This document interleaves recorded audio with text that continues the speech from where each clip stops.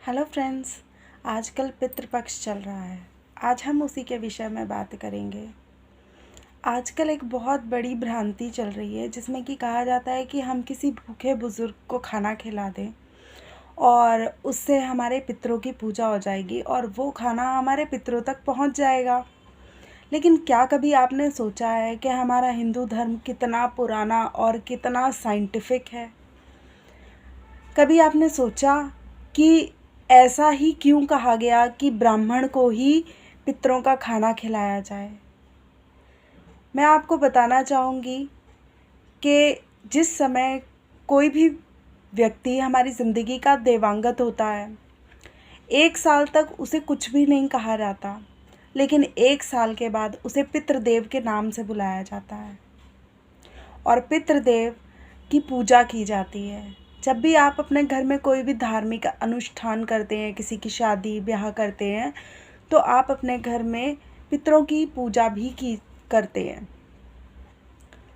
अब आपने ये सोचा कि जब हम पितरों को देव की जगह देते हैं, तो फिर क्या कोई देवगण जो भूखे भिखारी होते हैं या फिर बहुत गरीब लोग होते हैं जो पूजा पाठ नहीं करते हैं, क्या जो स्वच्छता भी नहीं रखते हैं, क्या वो उनका खाया हुआ खाना एक्सेप्ट कर सकेंगे? ये बिल्कुल उसी तरह से है कि एक गंदगी में भरे हुए पात्र में किसी को खाना खाने के लिए दे दिया जाए और ऐसे इंसान को दे दिया जाए जो हमेशा स्वच्छता में रहता है। अब आपको मैं कहना चाहूँगी कि पितृगण जिनको हमने देवों की तरह पूजा है, क्या वो किसी ऐसे इंसान का खाया हुआ खाना अपने आप को या आप भी एक्सेप्ट करेंगे? तो इसका जवाब है नहीं। जब कोई देव है, जब उन्हें पितृदेव की हमने संज्ञा दी है, तो वो हमारा खाना तभी एक्सेप्ट करेगा जब उस खाने में देवत्व की प्राप्ति होगी उसे। जिस खाने में देवत्व की प्राप्ति ना हो उसे, तो वो उस खाने को कैसे एक्सेप्ट करके एनर्जी ले लेगा?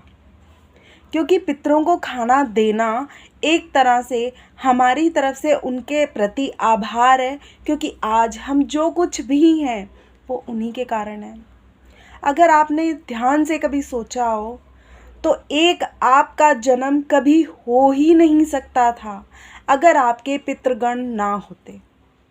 अगर आप ये सोचते हैं कि हमारे माता पिता हों तो हमारा जन्म हो सकता है, नहीं।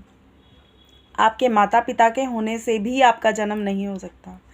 तब तक नहीं हो सकता जब तक कि उनके माता पिता नहीं थे, और वो तब तक नहीं हो सकते थे जब तक उनके माता पिता नहीं थे। एक आप तक पहुंचने के लिए पितरों का डीएनए आप तक पहुंचता है। अगर आपने डीएनए के बारे में सुना हो, तो आप कई साल बाद भी किसी एक पर्सन के डीएनए से उसकी जांच कर सकते हैं। उसके बारे में कई तरह की बीमारियों का पता भी लगा सकते हैं। तो ये डीएनए जो होता है वो हमारा पितरों से ही तो चलकर हम तक पहुंचा है। ये सब उन्हीं के संस्कार तो हैं हम में, जिसकी वजह से आज हम इंसान के जैसे दिखते हैं। नहीं तो हम बंदरों के जैसे भी तो दिख सकते थे।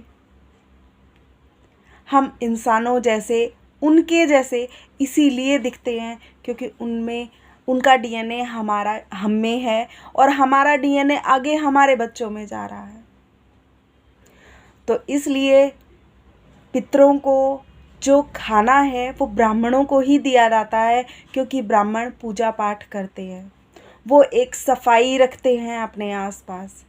और ब्राह्मण जो पूजा पाठ करते हैं, आपको ये लगता होगा कि जो खाना हम उन्हें दे रहे हैं वो ब्राह्मण के पेट में जा रहा है। ऐसी हमारी धारणा है कि हम जो भी खाना ब्राह्मणों को देते हैं वो किसी ना किसी रूप में हमारे पितृगणों को पहुंच जाता है। लेकिन कैसे?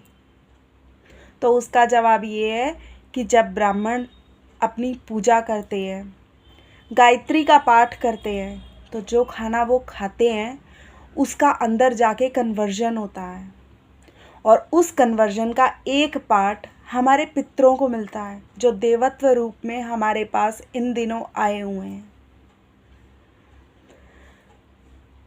और इस तरह से वो अपना मनपसंद खाना पाते हैं और जाते हुए हमको आशीर्वाद देते हुए जाते हैं, क्योंकि वो एक दिन का खाना जो होता है वो पूरा 1 साल तक उससे तृप्त रहते हैं।